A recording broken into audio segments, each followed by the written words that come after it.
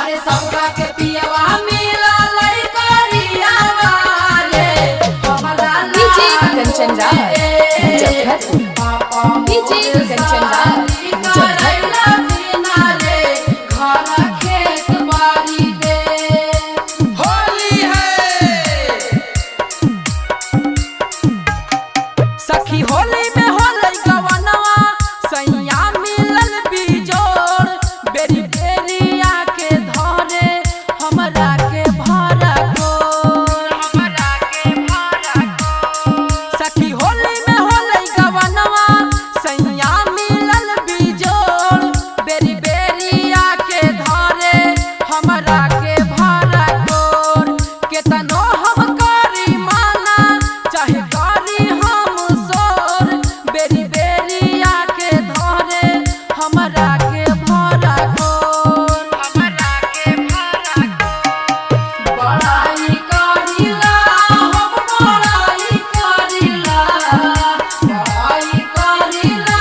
सखी बड़ाई करिला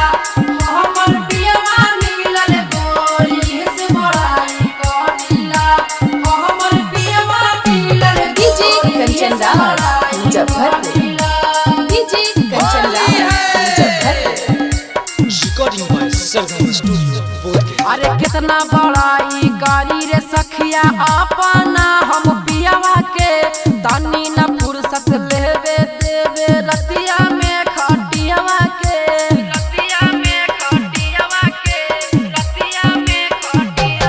केतना बड़ाई करी सखिया अपना पियवा के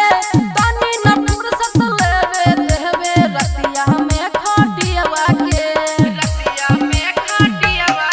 अपने त जागल रहे हमरो जगहिले करे भोर बेरी बेरिया के धरे हमरा के भरा गोर सखी होली में होलै गवनवा सैया मिलल बिजोड़ बेरी बेरिया के धरे हमरा के भरा गोर नैहर ससुरा में सैया हाथ सबका के खा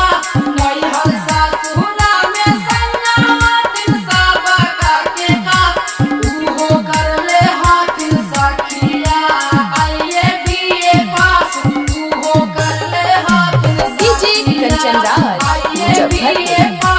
डीजे कंचन राज मुजफ्फरपुर। होली है दिलीप राजा मरदा हमर मिलल झकास रे इहे से अगुआ धंजय धमाका बनलै हमर खास रे अरे दिलीप राजा मरदा हमर मिलल झकास रे इहे से अगुआ धंजय धमाका बनलै हमर खास रे ओकरे से सखी शादी करैबौ हम तोर बेरी बेरिया के धरे हमरा के भरा गोर